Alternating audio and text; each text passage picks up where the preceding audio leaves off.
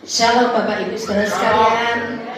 Kami ucapkan selamat sore, selamat berbakti dalam nama Tuhan Yesus.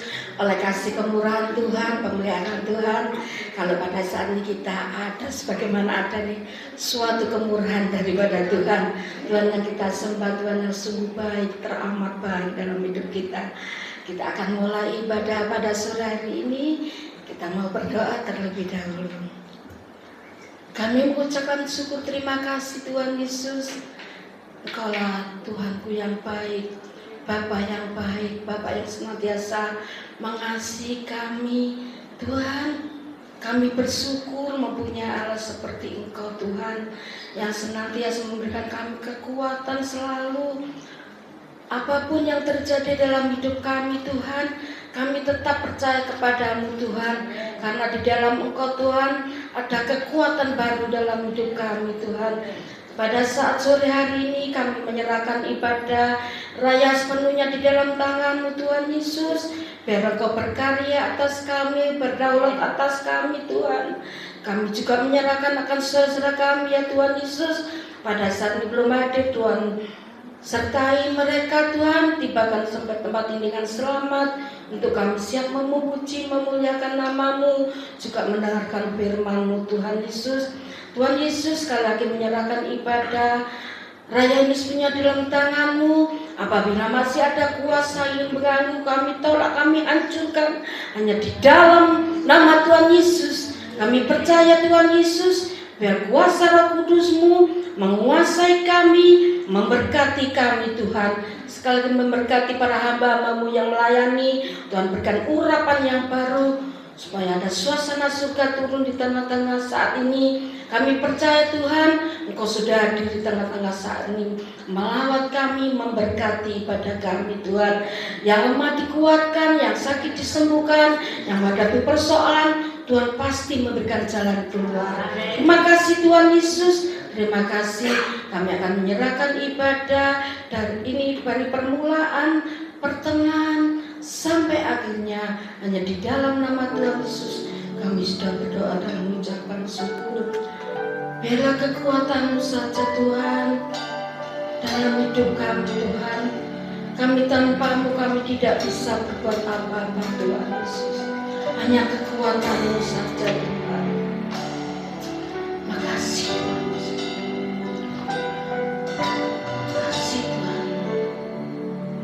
Kekuatan di hidupku, ku dapat dalam Yesus. Dia tak pernah tinggalkanku, setia menopangku, berseru berharap dalam Yesus. Katakan sang kekuatan, kekuatan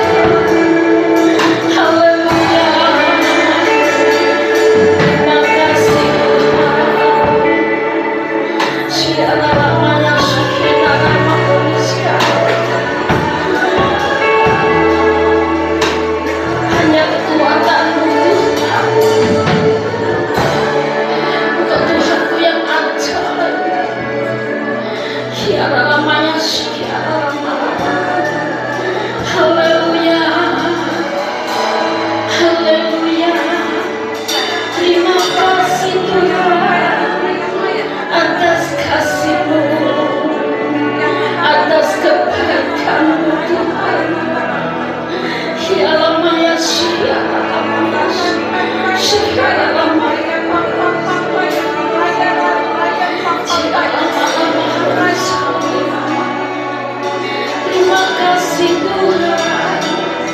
Terima kasih Roh Kudus. Terima kasih Tuhan. Terima kasih. Rasakan kasih. Rasakan lawatan Tuhan pada sore hari. Tuhan yang kita sembah, Tuhan yang ajaib. Ramaya Shila, Shila Ramaya Shila. Terima kasih Tuhan. Kekuatan selalu.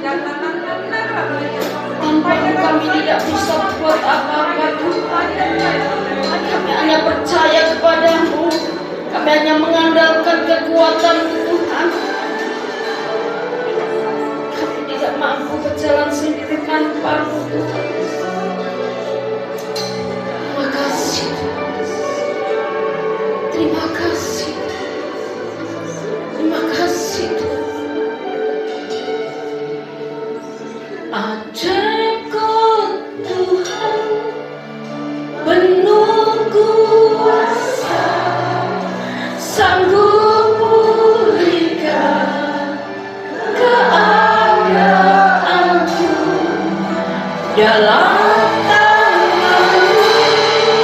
Seluruh hidupku tak akan goyah selamanya. Ajaib Tuhan, penuh kuasa, sanggup pulihkan keadaanku dalam tangan-Mu.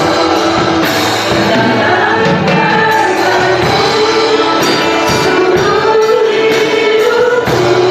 akan goyah apapun yang terjadi dalam hidup kami, kami tidak akan goyang, tetapi kami tetap percaya kepadamu Tuhan, karena di dalam Tuhan pasti ada pengharapan. Terima kasih Tuhan Yesus, terima kasih. Kami akan bersorak-sorai bagi kemuliaan-Mu. Kami percaya Tuhan Yesus, Engkau telah bertakhta di atas pujian kami, memberkati kami Tuhan Yesus. Terpujilah kan nama-Mu ya Bapa. Hanya di dalam nama Tuhan Yesus, mari sama-sama kita katakan amin sekali bukannya Tuhan kita. Haleluya, haleluya. Pada saat itu kita dengan baru dalam hidup kita. Haleluya. Makasih Tuhan.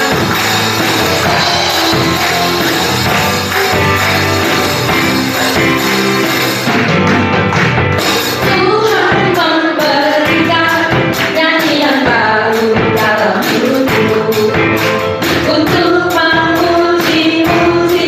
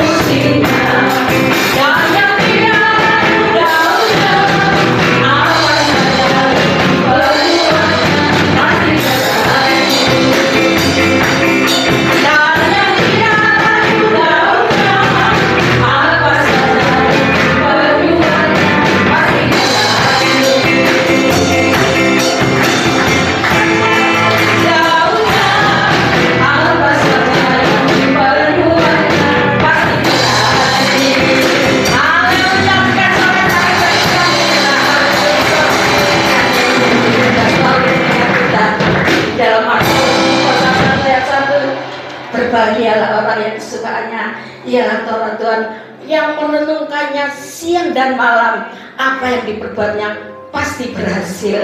Sudah Tuhan, mari kita mau siapkan untuk kita menerima firman Tuhan.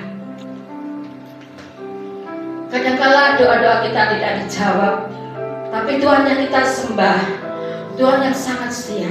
Dia sangat peduli dalam hidup kita. Apapun yang terjadi, biarlah semuanya seizin Tuhan. Biarlah kita tetap percaya kepada Tuhan, Tuhan yang kita sembah, Tuhan yang setia.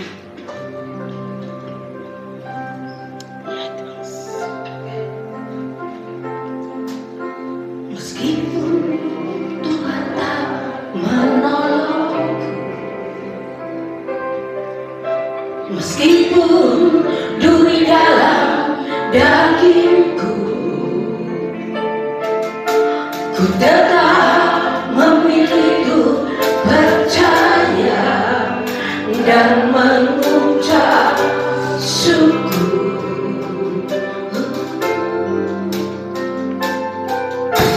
Meskipun doaku tak terjawab, meskipun hatiku habis lenyap, ku tetap memilih percaya dan mengucap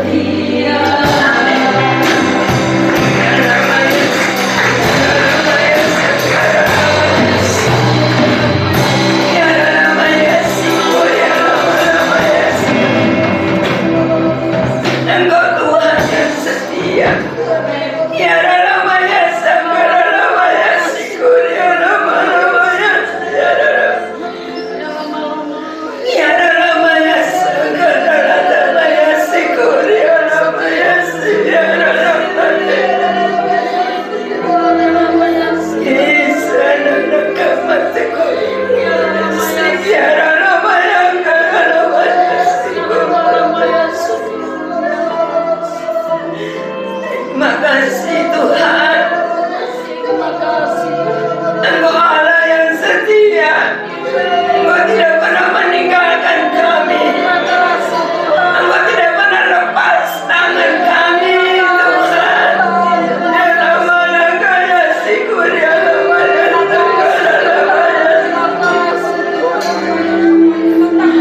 Ampuni kami Tuhan.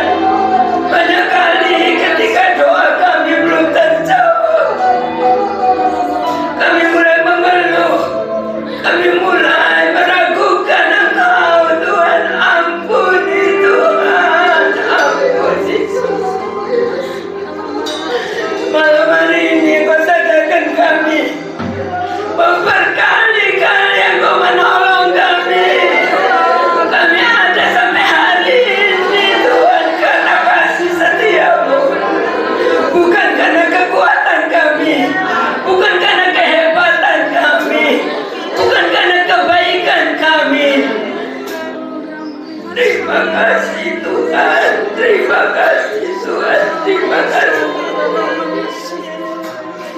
Belajarkan kami untuk menghitung segala kebaikan Tuhan dalam hidup kami, dan kami melupakan segala kebaikan kami di hadapan Engkau Tuhan. Banyak kali kami merasa kami telah berbuat untuk Engkau, tapi malam ini kami disadarkan Tuhan berbuat perkara yang besar dalam hidup kami. Karya-Mu dahsyat untuk kami. Engkau beri kami masa depan yang penuh harapan. Engkau bela kami Tuhan. Engkau pimpin setiap langkah hidup kami. Tapi itu malam hari ini kehadiran-Mu Tuhan membawa kekuatan yang baru untuk setiap kami. Kami bersyukur, kami bersyukur, kami bersyukur, karena kami tahu di dalam Tuhan janji kemenangan itu pasti terjadi. Kami akan terus melihat perbuatan Tuhan yang besar dalam hidup kami. Dan bukan hanya itu saja, tapi kami mau supaya jalan Tuhan terjadi atas hidup kami. Bukan jalan kami, tapi jalan-Mu yang sempurna Tuhan. Terima kasih Bapa. Kami percaya setiap pujian penyembahan kami sudah naik ke hadirat-Mu. Engkau telah memimpin kami, Engkau telah menuntun kami. Bahkan pujian yang kami naikkan juga mengingatkan kami supaya dalam kehidupan kami ada nyanyian yang baru keluar dari hati kami, keluar dari hidup kami, keluar dari segala perilaku kami, supaya kami boleh memuliakan nama-Mu Tuhan, karena Engkau mengasihi kami dengan kasih yang kekal. Saat ini kami rindu untuk mendengarkan firman-Mu Tuhan. Kami sangat membutuhkan firman Tuhan, karena kami tahu firman Tuhan akan menuntun kami, sehingga kami boleh mengerti rencana dan kehendak Tuhan dalam hidup kami. Karena Engkau ingin supaya kehidupan kami berbahagia. Engkau akan mengajarkan setiap jalan-Mu buat kami, sehingga ketika kami menjalaninya, kami boleh melihat perkara-perkara indah ada di depan kami. Terima kasih Tuhan Yesus, terima kasih. Urapi hamba-Mu Bapak Gembala yang akan menyampaikan kebenaran firman-Mu. Biarlah Tuhan apa yang Tuhan mau sampaikan merupakan pesan Tuhan untuk kami pribadi lepas pribadi. Kami mau terima dengan hati yang terbuka, dan kami siap untuk merenungkan, dan kami mau belajar dengan pertolongan Roh Kudus untuk melakukan dalam hidup kami, supaya hidup kami berkenan di hadapan-Mu Tuhan. Karena kami tahu Tuhan, kami tidak dapat menghitung segala kebaikan kasih anugerah Tuhan yang terlalu amat sangat besar dalam hidup kami. Terima kasih Tuhan, terpujilah nama-Mu. Kami percaya urapan-Mu telah turun atas setiap kami yang hadir pada malam hari ini. Dalam nama Tuhan Yesus Kristus, hati kami telah siap untuk mendengarkan, merenungkan, dan melakukan kebenaran firman Tuhan. Haleluya, haleluya, amin. Silakan duduk kembali, silakan kepada Pak. Shalom, Bapak Saudara yang dikasihi Tuhan. Oke, nah hari ini kita akan sama-sama belajar kebenaran firman Tuhan. Judul perenungan firman Tuhan pada hari ini adalah Mahakarya Allah untuk rencana besar Allah. Sekali lagi, Mahakarya Allah untuk rencana besar Allah. Mari kita akan sama-sama membuka Alkitab kita. Kita lihat dari kitab Efesus pada pasal yang kedua di ayat yang ke-10. Kita akan belajar bersama Efesus pasal 2 di ayat yang ke-10. Saya akan membacakan, Bapak Saudara bisa lihat, menyimak dari Alkitab, ataupun mungkin menggunakan gadget yang tentunya hanya digunakan untuk membuka Alkitab saja, ya. Efesus pasal 2 di ayat yang ke-10. Demikian firman Tuhan. Karena kita ini buatan Allah, diciptakan dalam Kristus Yesus untuk melakukan pekerjaan baik yang dipersiapkan Allah sebelumnya. Ia mau supaya kita hidup di dalamnya. Yang setuju berkata amin. Nah, mengapa judul perenungan firman Tuhan saya ambil judul Mahakarya Allah untuk rencana besar Allah? Ayat yang baru kita baca dikatakan kita ini buatan Allah. Saudara, siapa yang dimaksud dengan Mahakarya Allah? Tentu kalau kita bisa merenung dari kebenaran firman Tuhan, maka Mahakarya Allah itu adalah manusia. Karena satu-satunya ciptaan yang diciptakan segambar dan serupa dengan Allah itu hanya manusia. Gak ada ciptaan yang lain yang dikatakan diciptakan segambar dan serupa dengan Allah. Dan ya, binatang tidak, tumbuhan tidak, hanya manusia yang dikatakan diciptakan segambar dan serupa dengan Allah. Manusia sebagai ciptaan yang termulia. Ya, itulah sebabnya dikatakan Mahakarya Allah. Itulah manusia. Saya dan Bapak Ibu Saudara adalah Mahakarya Allah. Nah, karena itu kita tidak sama ya dengan ciptaan yang lain. Ya, apalagi ada teori-teori di luar sana yang berkata manusia itu awalnya itu evolusi dari kera atau monyet. Enggak sama. Kera atau monyet itu tidak segambar, tidak serupa dengan Allah. Tidak diciptakan segambar dan serupa dengan Allah, tidak. Hanya manusia. Nah, ayat yang baru kita baca dikatakan kita ini buatan Allah, diciptakan dalam Kristus Yesus untuk melakukan pekerjaan baik yang dipersiapkan Allah sebelumnya. Yang dipersiapkan itu berarti yang direncanakan oleh Allah sebelumnya. Itulah sebabnya judul perenungan firman Tuhan Mahakarya Allah untuk rencana besar dari Allah. Rencana besar dari Allah apa? Yaitu melakukan pekerjaan baik. Nah, kita akan belajar bersama, saudara. Allah merindukan supaya Bapak Ibu Saudara dan saya sebagai ciptaan yang termulia, sebagai Mahakarya Allah, itu melakukan pekerjaan yang baik, yang sudah direncanakan, yang sudah dipersiapkan oleh Allah untuk kita. Ciptaannya yang termulia, Mahakarya Allah, melakukan pekerjaan yang baik. Nah, untuk melakukan pekerjaan yang baik yang Allah sudah persiapkan bagi kita, yang Allah sudah rencanakan bagi kita, maka ada 3 hal yang harus kita lewati. Banyak umat Tuhan gagal melakukan pekerjaan baik yang Allah sudah siapkan, yang Allah sudah rencanakan. Padahal sudah jadi umat Tuhan, tapi gagal melakukan pekerjaan baik. Nah, kita akan belajar ya. Ternyata ada 3 hal yang harus dilewati oleh setiap umat Tuhan kalau kita mau melakukan pekerjaan baik yang Allah telah rencanakan, yang Allah telah siapkan untuk kita. Apakah itu? Yang pertama, hal yang harus kita lewati. Kita buka dari kitab 2 Korintus pada pasal yang ke-5 di ayat yang ke-17. 2 Korintus pasal yang ke-5 di ayat yang ke-17. Ini hal yang pertama yang harus dilewati setiap umat Tuhan kalau rindu untuk bisa melakukan pekerjaan yang baik yang telah Allah rencanakan. 2 Korintus 5 ayat 17. Jadi siapa yang ada di dalam Kristus ia adalah ciptaan baru. Sekali lagi, ciptaan baru. Yang lama sudah berlalu, sesungguhnya yang baru sudah datang. Hal yang pertama yang harus dilewati oleh setiap umat Tuhan, supaya umat Tuhan itu bisa melakukan pekerjaan baik yang Allah telah siapkan, yang Allah telah rencanakan. Yang pertama adalah menjadi ciptaan baru di dalam Kristus. Tadi kalau Bapak Ibu mencermati Efesus pasal 2, tadi dikatakan kita ini buatan Allah, diciptakan dalam Kristus Yesus. Aneh ya, kalimat yang kalau kita baca ada kata di awal kita ini buatan Allah, lalu kemudian diulang diciptakan dalam Kristus Yesus.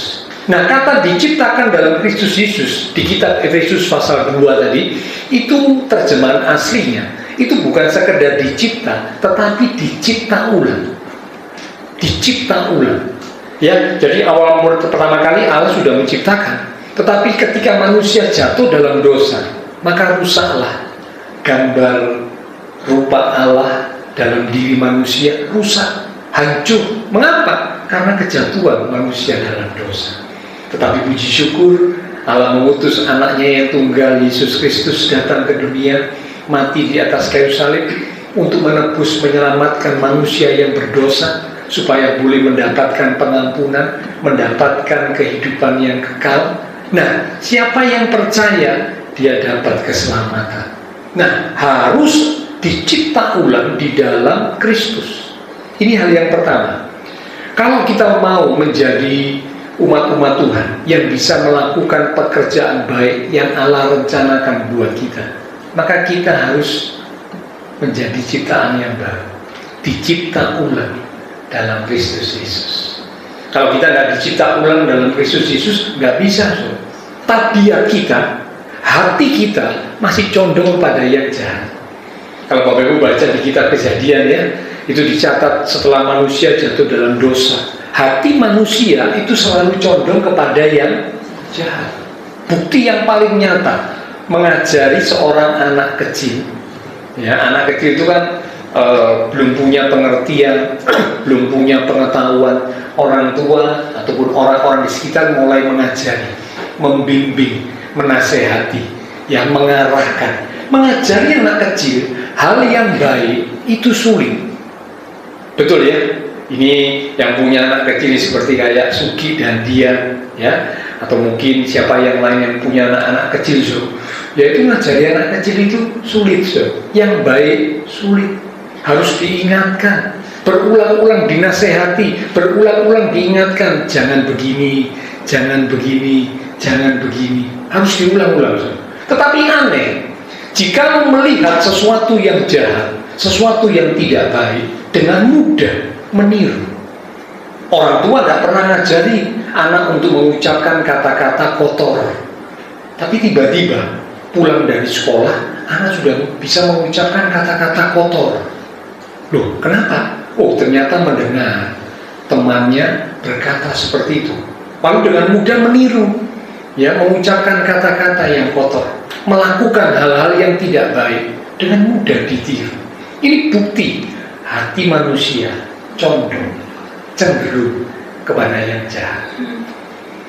Ya, nah karena itulah kalau kita tidak menjadi ciptaan yang baru dalam Kristus, kita nggak akan bisa melakukan pekerjaan baik yang Allah telah siapkan buat kita. Selalu kita akan gagal, selalu kita akan gagal.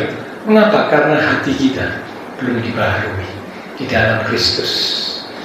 Ya, hati yang belum dibaharui condong kepada yang jahat, condong kepada yang tidak benar, sehingga nggak bisa melakukan pekerjaan baik yang Allah telah rencanakan untuk kita. Ya, jadi hal yang pertama yang harus dilewati setiap umat Tuhan supaya bisa melakukan pekerjaan baik yang Allah telah rencanakan adalah kita harus menjadi ciptaan baru di dalam Kristus. Hati dibaharui di dalam Kristus. Yang kedua sekarang, apa yang harus kita lakukan supaya kita bisa melakukan pekerjaan baik yang Allah rencanakan buat kita? Yang kedua, Kita buka dari 2 Timotius pasal yang ketiga, di ayat yang ke-16 sampai dengan ayat yang ke-17. 2 Timotius 3 ayat 16 sampai 17. Demikian firman Tuhan. Segala tulisan yang diilhamkan Allah, ini bicara tentang firman Tuhan ya. Tulisan yang diilhamkan oleh Allah itu adalah firman Tuhan. Memang bermanfaat untuk apa manfaat firman Tuhan? Mengajar, untuk menyatakan kesalahan, untuk memperbaiki kelakuan, dan untuk mendidik orang dalam kebenaran. Perhatikan kalimat berikut. Dengan demikian, tiap-tiap manusia kepunyaan Allah diperlengkapi untuk setiap perbuatan baik. Ada kata diperlengkapi untuk setiap perbuatan baik. Bagaimana? Yang kedua, apa yang harus kita lewati dan supaya kita bisa melakukan pekerjaan baik, perbuatan baik yang Allah siapkan buat kita. Oh ya, saya kelewatan ya. Perbuatan baik ini standarnya bukan kebaikan manusia. Karena kalau kebaikan manusia itu relatif. Yang satu berkata, oh ini baik, tapi yang lain berkata, oh itu tidak baik. Belum tentu. Pikiran tentang baik bagi tiap orang bisa beda-beda. Jadi standar perbuatan baik, kata baik itu standarnya bukan manusia, bukan pikiran manusia, tapi standarnya adalah Tuhan. Karena itu dikatakan melakukan pekerjaan baik yang direncanakan Allah. Berarti standarnya dari Allah, patokannya baik itu dari Allah. Oke, nah kita kembali semua. Hal yang kedua, supaya kita bisa melakukan pekerjaan baik yang Allah telah rencanakan, Allah telah siapkan buat kita, maka yang kedua, kita harus dibentuk lewat firman Tuhan, dibentuk dengan firman Tuhan. Firman Tuhan dikatakan bermanfaat untuk mengajar, menyatakan ini yang salah, ini yang perlu diperbaiki, ya, mendidik di dalam kebenaran. Nah, kalau orang sudah dinyatakan kesalahannya, sudah diperbaiki kelakuannya, sudah dididik dalam kebenaran tentunya oleh firman Tuhan, maka ayat berikut dikatakan diperlengkapi untuk setiap perbuatan baik. Jadi Bapak Ibu Saudara, yang kedua yang harus dilewati, kalau kita mau menjadi umat Tuhan yang bisa melakukan pekerjaan baik yang Allah rencanakan buat kita, maka kita harus izinkan firman Tuhan membentuk, memproses, mengubah hidup kita. Standarnya sekali lagi bukan pikiran manusia ya. Kalau pikiran manusia itu relatif ya, bisa salah, bahkan sering salah. Apa yang kita anggap baik ternyata belum tentu baik di mata Tuhan. Apa yang kita anggap benar ternyata belum tentu benar di mata Tuhan. Karena itu perbuatan baik yang dimaksud adalah apa yang dari Tuhan, sesuai dengan standarnya Tuhan, apa yang Allah rencanakan supaya kita boleh lakukan. Ya, jadi yang kedua, supaya kita bisa melakukan pekerjaan baik yang Allah rencanakan bagi kita, maka kita harus dibentuk lewat firman Tuhan. Izinkan firman Tuhan mengoreksi kita, izinkan firman Tuhan mengubah hidup kita. Ya, kalau firman Tuhan tidak mengubah hidup kita, firman Tuhan tidak mengoreksi kita, kita nggak akan bisa melakukan pekerjaan baik yang Allah siapkan buat kita, yang Allah rencanakan buat kita. Nggak akan bisa. Akhirnya selalu gagal. Mengapa? Karena firman Tuhan tidak diizinkan untuk mengoreksi. Tapi kalau firman Tuhan diizinkan untuk mengoreksi, katakan tadi firman Tuhan akan menyatakan kesalahan, memperbaiki kelakuan, bahkan mendidik orang di dalam kebenaran. Yang ketiga sekarang, yang terakhir dari bagian pertama, ya. Kalau yang pertama, kita harus jadi ciptaan baru di dalam Kristus, dicipta ulang, ya, dibaharui pikiran kita, dibaharui sehingga nggak lagi condong kepada yang jahat. Yang kedua, dibentuk oleh firman Tuhan, dikoreksi, diubah sesuai firman Tuhan. Yang ketiga sekarang, kita lihat dari 2 Korintus pasal 9 di ayat yang ke-8. 2 Korintus 9 ayat yang ke-8. Demikian firman Tuhan.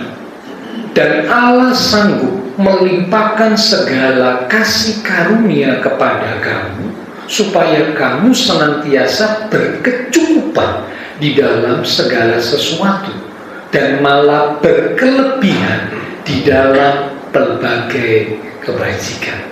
Yang ketiga, hal yang harus kita lewati supaya Bapak Ibu Saudara saya sebagai umat Tuhan kita bisa melakukan pekerjaan baik yang Allah sudah rencanakan bagi kita. Yang ketiga adalah siapkan diri kita untuk menerima berkat Tuhan. Sekali lagi, siapkan diri kita untuk menerima berkat Tuhan. Nah, kalau mendengar kata berkat, jangan cuma berasumsi tentang materi. Banyak orang berpikir kalau mendengar kata berkat itu asumsinya, pikirannya hanya melulu soal uang, soal materi. Tidak hanya soal materi. Berkat Tuhan itu berkat yang lengkap, berkat yang komplit, mencakup segala segi aspek kehidupan kita. Bukan hanya soal uang saja. Ya, kalau umat Tuhan cari Tuhan hanya untuk dapat berkat jasmani saja, Alkitab berkata dia adalah orang yang paling malang. Keliru, so. Mengapa? Karena iblis juga bisa kasih kita kaya, bisa. Banyak orang yang datang ke tempat-tempat tertentu minta pesugihan, bisa kaya, bisa, so. Bisa. Jadi kalau umat Tuhan datang kepada Tuhan hanya untuk soal duit, soal uang, soal materi saja, wah, rugi. Itu orang yang paling malang. Ya, ingat waktu iblis mencobai Tuhan Yesus, salah satu pencobaan iblis ngomong begini kepada Tuhan Yesus, kalau engkau menyembah aku, maka semua kemuliaan dunia ini akan kuberikan kepadamu. Kemuliaan dunia ini bicara tentang hal-hal jasmani, berkat-berkat jasmani itu akan diberikan. Jadi iblis bisa memberi kekayaan, bisa, so. Nah, kita umat Tuhan kalau dengar kata berkat, jangan cuma berasumsi tentang hal jasmani, jangan cuma berasumsi tentang materi ataupun uang, jangan. Berkat Tuhan itu lengkap. Sehingga kita berkata tidak kekurangan sesuatu pun yang baik, lengkap, komplit dalam segala segi aspek kehidupan. Nah, siapkan diri kita untuk terima berkat. Kalau Bapak Ibu Saudara saya nggak diberkati Tuhan, bagaimana kita bisa menjadi berkat? Nah, mungkin kan? Nah, mungkin kalau berkat Tuhan tidak ada dalam hidup kita, bagaimana kita bisa jadi berkat? Tidak mungkin, so. Impossible. Nah, melakukan pekerjaan baik yang Allah rencanakan itu bicara tentang menjadi berkat. Jadi berkat di tengah keluarga, jadi berkat di tengah lingkungan pekerjaan, jadi berkat di mana kita berada. Sekali lagi, bukan hanya soal uang, bukan. Ya, memang berkat itu salah satunya uang, tapi bukan hanya uang saja, bukan hanya materi saja, ada banyak yang lain, yang Tuhan sediakan. Berkat rohani, berkat jiwani, dan berkat jasmani. Jadi berkat rohani kita butuhkan, berkat jiwani kita butuhkan, berkat jasmani juga kita butuhkan selama kita hidup di dunia ini. Siapkan diri kita untuk terima berkat Tuhan, supaya kita layak terima berkat Tuhan. Karena orang yang diberkati Tuhan, dialah yang bisa menjadi berkat. Itulah melakukan pekerjaan baik yang Allah telah rencanakan bagi kita. Ya, ini bagian pertama, saudara, ya. Jadi hal-hal yang harus kita lewati supaya sebagai umat Tuhan, Bapak Ibu Saudara saya bisa melakukan pekerjaan baik yang Allah sudah siapkan buat kita. Karena kita ini ciptaan yang termulia, mahakarya Allah. Untuk mahakarya Allah, Tuhan punya rencana yang besar. Rencana besarnya apa? Supaya kita melakukan pekerjaan baik yang Allah sudah rencanakan, Allah sudah siapkan buat kita. Maka ada 3 hal yang harus kita lewati. Yang pertama, dimulai dari menjadi ciptaan baru dalam Kristus. Hatinya dibaharui, tidak lagi condong kepada yang jahat, tapi sekarang hati dibaharui di dalam Kristus. Yang kedua, dikatakan dibentuk dengan firman Tuhan. dikoreksi, kesalahannya dinyatakan, disingkapkan, diperbaiki, dididik dalam kebenaran, sehingga akhirnya bisa ngerti kebenaran, bisa melakukan pekerjaan baik yang Allah rencanakan bagi kita. Dan yang ketiga, yang terakhir, hal yang harus kita lewati, siapkan diri kita untuk terima berkat Tuhan.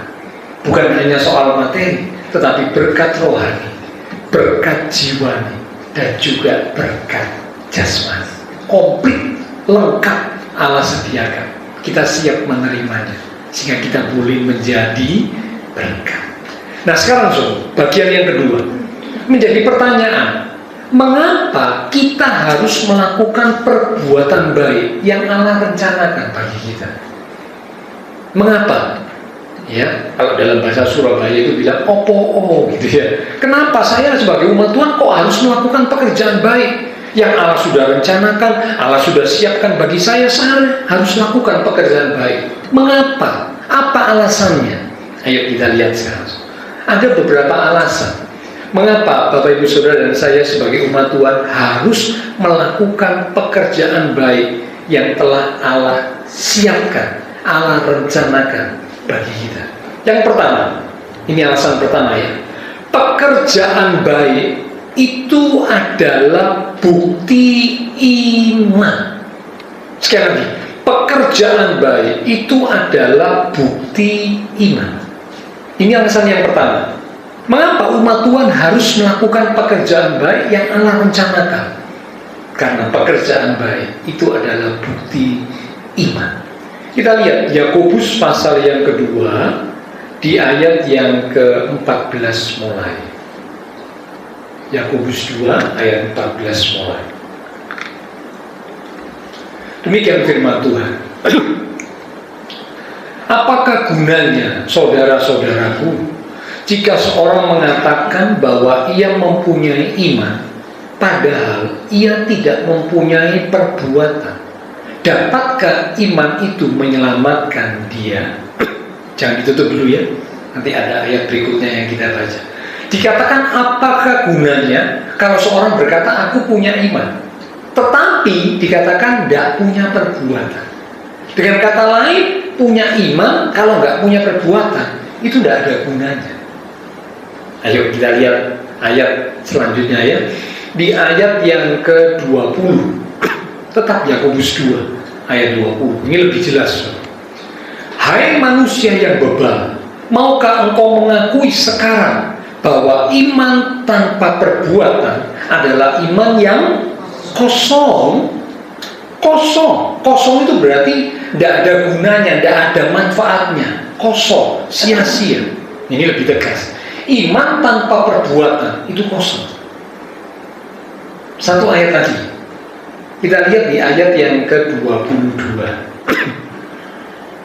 Tetap Yakobus 2 ayat 22. Kamu lihat bahwa iman bekerja sama dengan perbuatan-perbuatan. Sekali lagi, bekerja sama. Dan oleh perbuatan-perbuatan itu iman menjadi sempurna. Jadi Bapak Ibu Saudara, perbuatan baik harus dilakukan oleh umat Tuhan. Sekali lagi, baiknya bukan menurut pikiran manusia ya. Bukan menurut standar manusia ya. Bukan. Karena standar manusia itu relatif. Satu dengan yang lain bisa beda. Tapi perbuatan baiknya harus sesuai dengan standarnya Tuhan, ukurannya Tuhan. Itulah sebabnya dikatakan melakukan pekerjaan baik yang Allah rencanakan. Berarti pekerjaan baik, perbuatan baiknya itu sesuai dengan standarnya Tuhan, ukurannya Tuhan. Ya. Nah dikatakan iman tanpa perbuatan itu kosong. Iman harus bekerja sama dengan perbuatan, dan oleh perbuatan itu iman menjadi sempurna. Ada golongan tertentu yang mereka itu berkata, tidak penting perbuatan itu, yang penting iman. Saudara, iman memang kita butuhkan, harus dimiliki oleh setiap umat Tuhan. Ada banyak kalau Bapak Ibu baca di firman Tuhan itu tentang pentingnya iman. Salah satunya dikatakan tanpa iman tidak mungkin seorang pun berkenan kepada Allah. Iman penting, harus dimiliki. Tetapi ternyata iman saja tanpa perbuatan kosong. Iman harus bekerja bersama dengan perbuatan. Dan ketika umat Tuhan melakukan perbuatan baik yang Allah rencanakan, dikatakan imannya itu semakin menuju kesempurnaan. Ya, ada satu hal yang akan saya tunjukkan, saudara, kembali pada ayat awal tadi di Efesus pasal 2. Ini biasanya yang seringkali menjadi perdebatan. Golongan tertentu yang menekankan tentang iman itu golongan hypergrace. Mereka berkata pokok semua itu anugerah, semua itu karena iman. Ya, perbuatan itu tidak penting. Ya, yang penting iman, katanya gitu ya. Sehingga mereka begitu menekankan tentang iman saja. Padahal Alkitab juga ada berkata nggak cukup iman saja. Iman harus disertai perbuatan. Ayo sekarang kita lihat Efesus pasal 2 ayat yang ke-8 mulai. Tadi kita sudah baca ayat 10 ya. Sekarang kita lihat ayat-ayat di atas ayat 10. Efesus 2 ayat 8 mulai. Sebab karena kasih karunia kamu diselamatkan oleh iman. Itu bukan hasil usahamu, tetapi pemberian Allah. Itu bukan hasil pekerjaanmu. Jangan ada orang yang memegahkan diri. Jangan ditutup dulu ya. Nah, ayat-ayat ini yang biasanya digunakan oleh golongan-golongan yang menekankan betapa pentingnya iman. Bahkan mereka berkata yang penting itu iman, yang lain tidak penting. Ini biasanya ayat-ayat ini yang digunakan. Dikatakan kamu diselamatkan oleh iman. Itu bukan hasil usahamu, ya. Itu bukan hasil pekerjaanmu. Betul. Bapak Ibu Saudara dan saya bisa selamat menerima anugerah keselamatan itu karena iman percaya kepada Tuhan Yesus. Betul. Tetapi ada langkah, ada tahapan berikutnya. Sekarang kita lihat ayat 10. Jadi ini bersambung ya. Orang biasanya hanya membaca ayat 8, ayat 9, tapi lupa ayat 10-nya. Nah, sekarang kita lihat ayat berikutnya, ayat 10 ini. Setelah Tuhan ngomong selamat karena iman, pemberian Allah bukan hasil usaha, bukan hasil pekerjaan. Ayat 10. Karena kita ini buatan Allah, diciptakan dalam Kristus Yesus untuk melakukan pekerjaan baik yang dipersiapkan Allah sebelumnya. Perhatikan kalimat berikut. Ia mau supaya kita hidup di dalamnya. Sekali lagi, iya, Tuhan mau supaya kita umat Tuhan hidup di dalamnya. Apa kata hidup di dalamnya ini? Artinya apa, Pak? Itu Bapak Ibu bisa baca kalimat sebelumnya, yaitu melakukan pekerjaan baik yang direncanakan, yang dipersiapkan Allah. Itu maksudnya, ya. Jadi ini saya mengajak Bapak Ibu Saudara untuk kritis, ya, untuk tidak terpengaruh dengan hal-hal yang kurang alkitabiah. Hanya melihat atau memandang dari satu sisi, tetapi tidak melihat memandang dari sudut pandang yang lengkap, sehingga akhirnya keliru, sehingga akhirnya bisa berbelok dari kebenaran. Iman memang penting, tetapi perbuatan juga penting. Tadi Yakobus berkata, iman tanpa perbuatan itu kosong, sia-sia, tidak ada gunanya. Iman harus bekerja sama dengan perbuatan. Bahkan dengan perbuatan iman itu menjadi sempurna. Nah, ini Efesus pasal 2 menjelaskan. Ya, jadi sekarang Bapak Ibu Saudara, saya berharap bisa nangkep, bisa ngerti gitu ya, supaya jangan sampai kita terbawa oleh pemikiran yang salah, yang tidak alkitabiah. Hanya menekankan soal iman saja, hanya menekankan soal anugerah saja, sehingga menganggap orang Kristen, anak Tuhan, itu tidak perlu melakukan yang baik. Oh enggak, salah, saudara. Kita harus melakukan yang baik. Memang melakukan yang baik bukan supaya selamat, bukan. Tetapi karena kita sudah diselamatkan, maka kita sekarang harus melakukan yang baik, yang Allah rencanakan. Ya, jadi melakukan yang baik bukan supaya selamat, bukan. Tetapi karena kita sudah diselamatkan oleh iman, sekarang selanjutnya kita harus lakukan yang baik, yang Allah sudah rencanakan buat kita. Ya, jadi Bapak Saudara, itulah sebabnya Kita sebagai umat Tuhan harus bisa memandang kebenaran firman Tuhan dengan lengkap, sehingga tidak salah menginterpretasikan, salah mengartikan, ya, salah menafsirkan, bahaya. Oke. Jadi yang pertama, mengapa kita harus melakukan pekerjaan baik yang Allah sudah siapkan, Allah sudah rencanakan? Karena pekerjaan baik itu bukti iman kita. Umat Tuhan kalau tidak melakukan pekerjaan baik, maaf, itu berarti menunjukkan imannya itu kosong. Sekali lagi ya, kalau umat Tuhan tidak melakukan pekerjaan baik yang Allah rencanakan, berarti imannya itu kosong, sia-sia. Ya, ini karena ini firman Tuhan. Saya ngomong gini dasarnya bukan pemikiran saya, firman Tuhan. Saya ngajak jemaat belajar, jangan sampai kita salah mengartikan. Ya, jadi perbuatan harus, tapi perbuatan bukan untuk selamat. Karena kita sudah menerima keselamatan, maka kita harus dilanjutkan dengan melakukan pekerjaan yang baik, melakukan perbuatan baik yang Allah siapkan, yang Allah rencanakan bagi kita. Mengapa harus lakukan perbuatan baik? Yang pertama, karena pekerjaan atau perbuatan baik itu adalah bukti iman.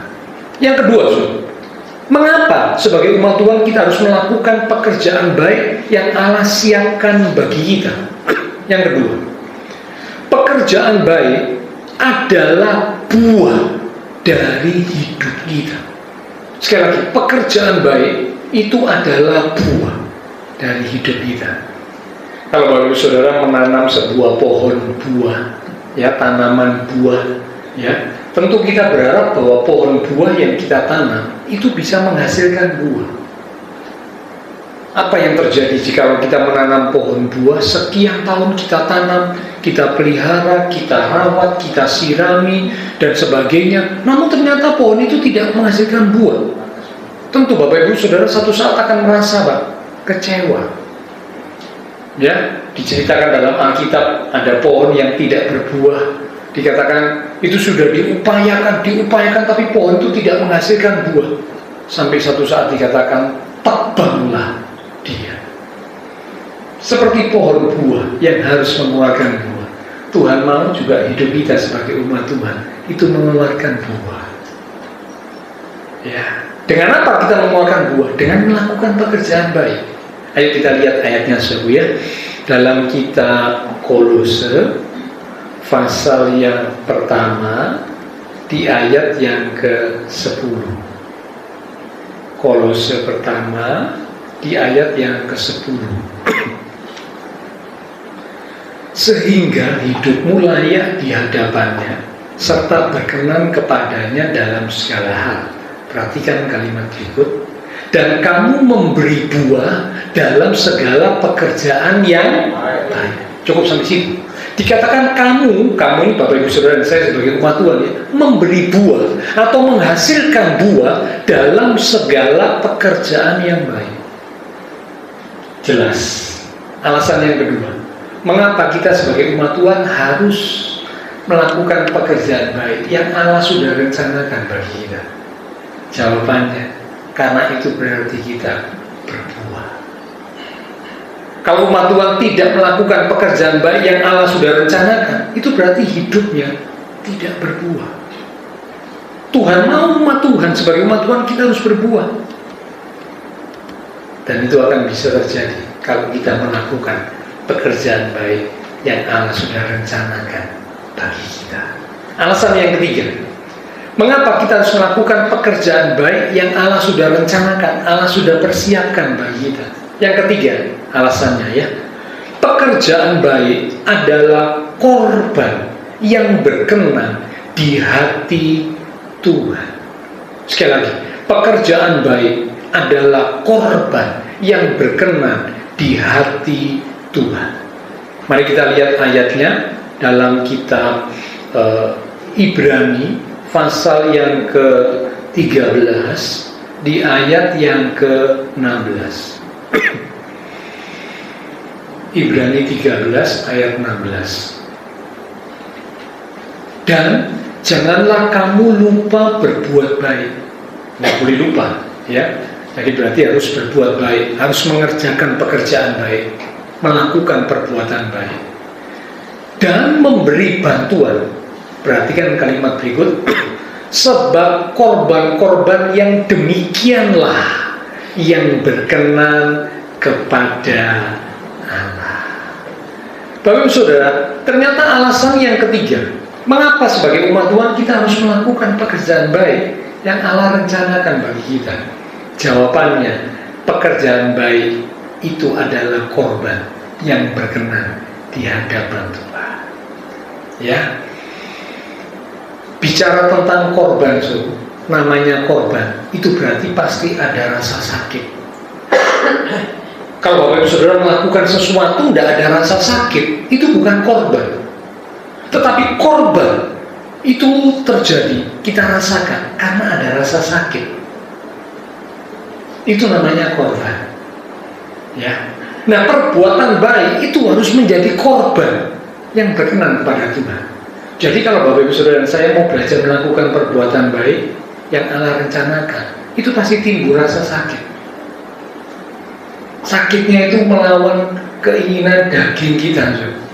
Contoh yang paling sederhana, kalau Bapak Ibu Saudara disakiti, ya, kalau menurut pemikiran manusia, kalau disakiti, ya, mendapat perlakuan yang buruk, apa yang kita lakukan secara manusia?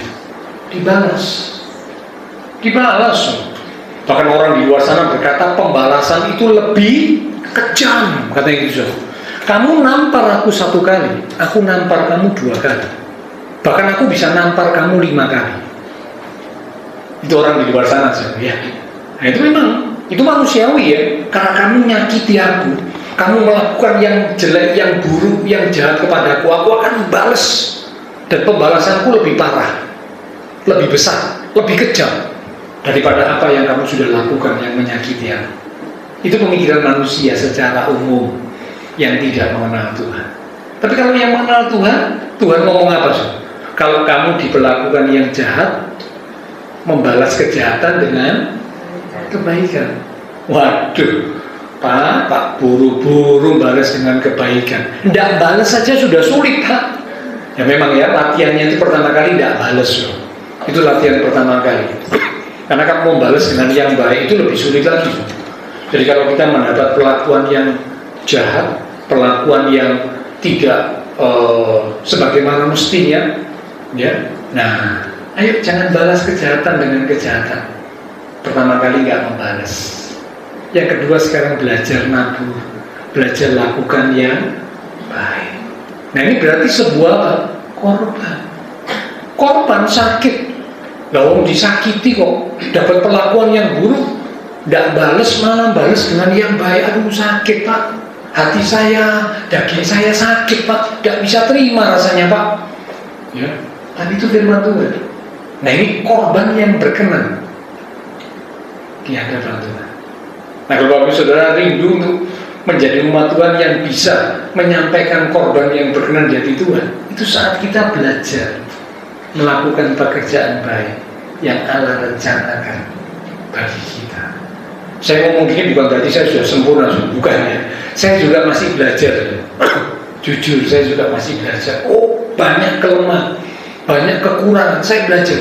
Waktu saya sampaikan firman Tuhan, saya renungkan, wah, iya ya betul. Kalau saya mau belajar melakukan pekerjaan baik yang Allah rencanakan bagi saya sebagai maha karya Allah, maka saya harus siap korban, melawan keinginan daging saya. Sakit rasanya, tapi itu korban yang berkenan di hadapan Tuhan. Ya, itu alasan yang ketiga. Alasan yang keempat, yang terakhir. Jadi alasan yang pertama, mengapa kita harus melakukan pekerjaan baik yang Allah telah persiapkan, yang Allah telah rencanakan bagi kita. Yang pertama, pekerjaan baik itu adalah bukti iman. Kalau kita tidak lakukan pekerjaan baik, berarti iman kita itu, maaf, kosong. Yang kedua, pekerjaan baik adalah buah dari hidup kita. Berarti kita menghasilkan buah. Tuhan mau kita menghasilkan buah. Dalam hidup ini menghasilkan buah. Yang ketiga, pekerjaan baik itu adalah korban yang berkenan di hati Tuhan. Sakit, Pak, ya memang korban. Namanya korban itu pasti ada rasa sakit. Kalau nggak ada rasa sakit itu bukan korban. Korban itu sesuatu yang kita rasa sakit, tapi kita belajar ya untuk melakukannya. Perbuatan baik, pekerjaan baik. Yang keempat, yang terakhir, alasan mengapa kita harus melakukan pekerjaan baik yang Allah rencanakan, yang Allah persiapkan bagi kita. Yang keempat, pekerjaan baik itu memuliakan Tuhan. Sekali lagi, pekerjaan baik itu memuliakan Tuhan. Kita baca ayat penutup dalam kitab Matius, Injil Matius pasal yang ke-5 di ayat yang ke-16. Setelah ini pelayan mimbar silakan kembali maju ke depan. Matius pasal yang ke-5 di ayat yang ke-16. Demikianlah hendaknya terangmu bercahaya di depan orang. Perhatikan kalimat berikut. Supaya mereka melihat perbuatanmu yang baik, melihat pekerjaanmu yang baik, dan memuliakan Bapamu yang di surga. Jadi mengapa Bapak Saudara saya harus melakukan pekerjaan baik, perbuatan baik yang Allah siapkan, yang Allah rencanakan bagi kita? Jawabannya yang keempat, karena itu memuliakan Tuhan.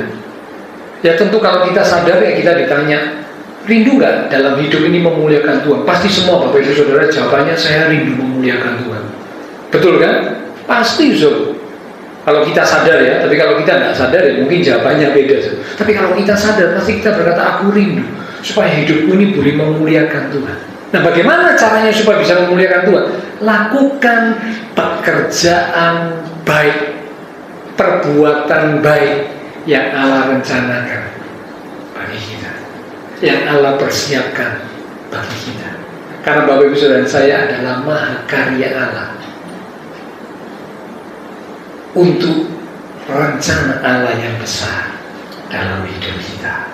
Amin. Kiranya firman Tuhan boleh memberi pengertian kepada kita. Sama-sama ya kita belajar. Saya mengajak Bapak Ibu bersama saya, ayo belajar melakukan pekerjaan baik yang Allah siapkan, yang Allah rencanakan bagi kita. Lewat satu pujian kita katakan, ku terpesona melihat semua kemurahan-Mu, kebaikan-Mu dalam hidupku. Tak sekalipun Kau kecewakan, selalu setia, tak pernah ingkar janji. Itulah Tuhan yang kita sembah.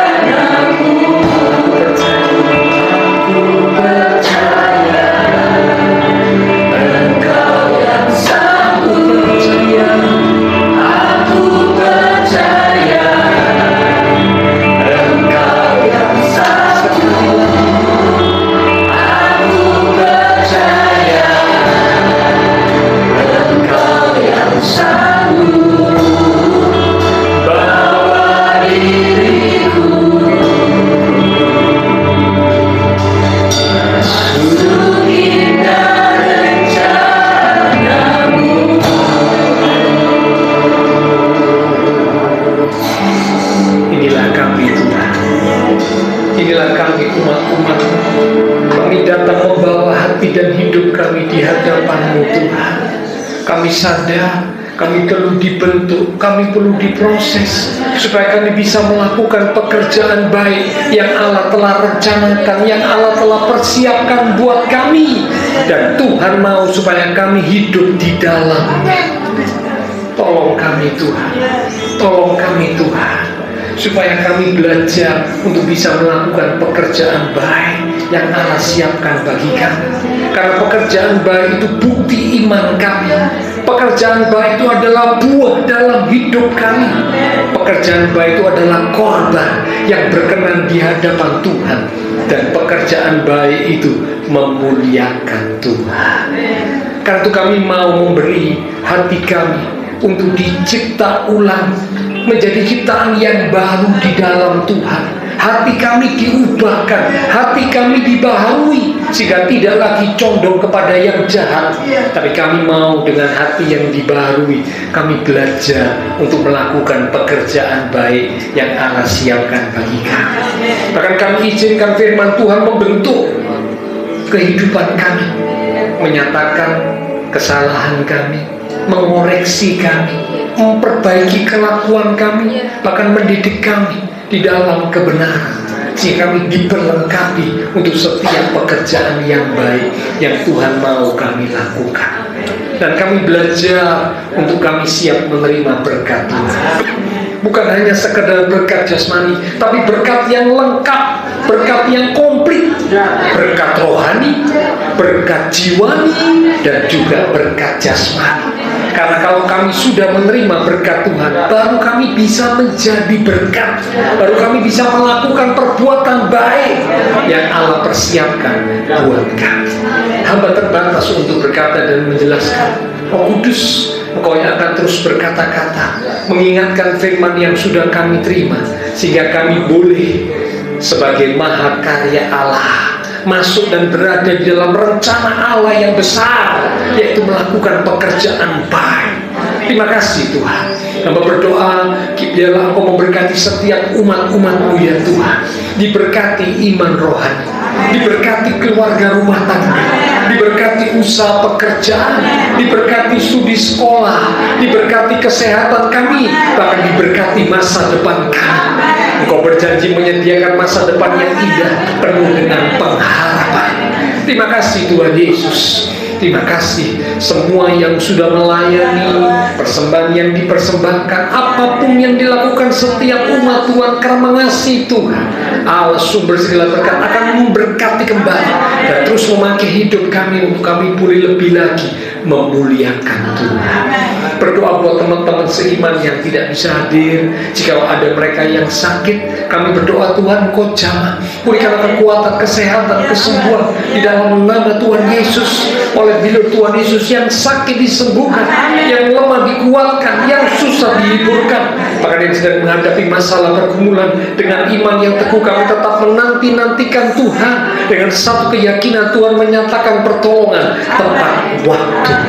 Terima kasih Tuhan, terima kasih. Kami berdoa pula memberkati bangsa negara kami Indonesia, pemimpin-pemimpin bangsa kami, kota kami Surabaya, demikian juga tetangga lingkungan sekitar gereja Tuhan. Memberkati setiap jemaat Tuhan yang berulang tahun sepanjang minggu ini, dengan pertambahan usia yang Tuhan beri, membawa kami semakin dekat Tuhan, semakin sungguh-sungguh di dalam Tuhan. Terima kasih Tuhan. Setelah selesai ibadah, kami akan berpisah satu dengan yang lain, kembali ke aktivitas kami, kembali ke keluarga rumah tangga kami. Biarlah segala berkat, anugerah, damai, sukacita yang melimpah dari Allah Bapa surga, kasih Tuhan Yesus Kristus, dan persekutuan dengan kuasa Roh Kudus akan terus memimpin menuntun langkah kehidupan setiap kita. Itu terus kita sekalian mulai malam ini sampai Maranatha Tuhan Yesus datang kembali. Di dalam nama Tuhan Yesus Kristus, semua yang percaya diberkati Tuhan. Mari bersama dengan iman kita berkata, Amin. Tuhan berkati kita sekalian sampai jumpa.